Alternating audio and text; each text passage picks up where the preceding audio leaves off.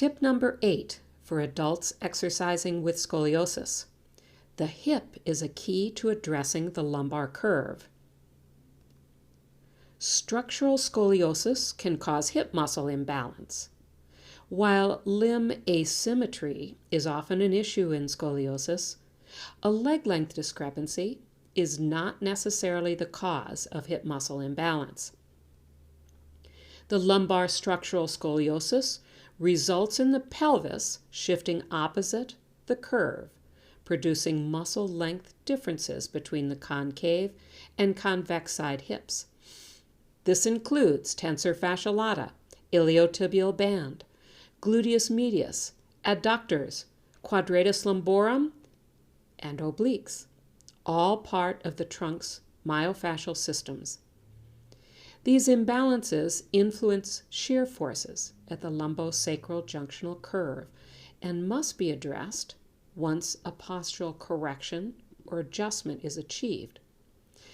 And while it is important to understand that postural correction does not reduce the structure of the scoliosis, it has an impact on the muscle imbalances. In the sagittal plane, hip muscle length tension differences appear in the iliopsoas muscle. Asymmetrical forces between concave and convex side iliopsoas are thought to contribute to vertebral transverse processes rotating forward on the concave side and backward on the convex side. This results in a relative spinal lordosis on the concave side compared to the convex side. When the pelvis is stable, the action of this muscle is to flex the hip.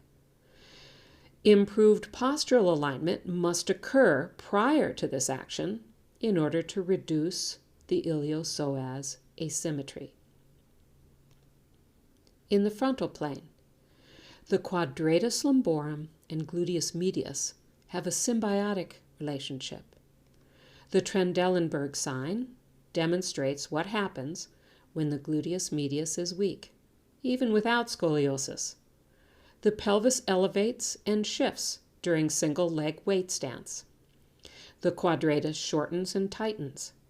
Soft tissue work to release the quadratus lumborum is often sought, but the culprit is the hip weakness. Similarly, in scoliosis, when the gluteus medius is overstretched by the pelvis shift, it can become weak and needs activation and shortening. This can be done once the postural correction is made, which involves active lengthening of the short quadratus lumborum. The side kick exercise is an example of one of the best ways to initiate postural corrections for the lumbar curve. Lying on the convex side will cause the convexity to increase due to gravity. But when trying to expand the concavity, it's important to remember to avoid depressing the pelvis on the concave side. Instead, lift up and out from the curve apex to expand the concavity from a stable level pelvis. This elongates the concave side muscles, including the short quadratus lumborum. Elevation of the arm can help the lift. Abducting the leg then activates the weak gluteus medius. Here is why depressing the pelvis should be avoided. This illustration shows the lumbosacral junctional curve and the wedging of the discs. If the pelvis is lowered by reaching the top leg long, the disc wedging increases, promoting more disc compression and degeneration. Advancing the side-lying exercise to a side plank still requires the diagonal lift to expand the concavity, elongating the concave muscles from a stable and level pelvis. Lifting the top leg adds more challenge to the gluteus medius. Standing is the ultimate challenge. Begin by finding the best sagittal position. In this case, by bringing the pelvis backward to align with the trunk.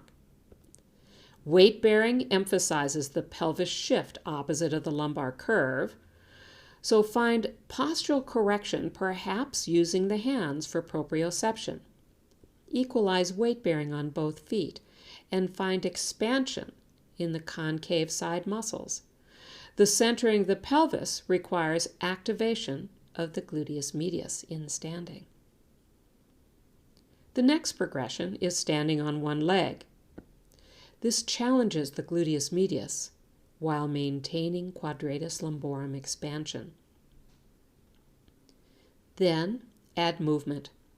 Here's a resisted hip abduction exercise in standing, challenging gluteus medius while maintaining quadratus long. Now you can add hip flexion and extension to re-educate a balanced psoas with stepping, lunging, and climbing while maintaining an elongated, expanded posture.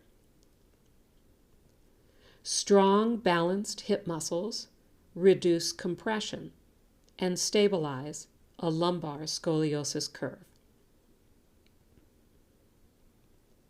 Stay tuned for tip number 9. Thank you.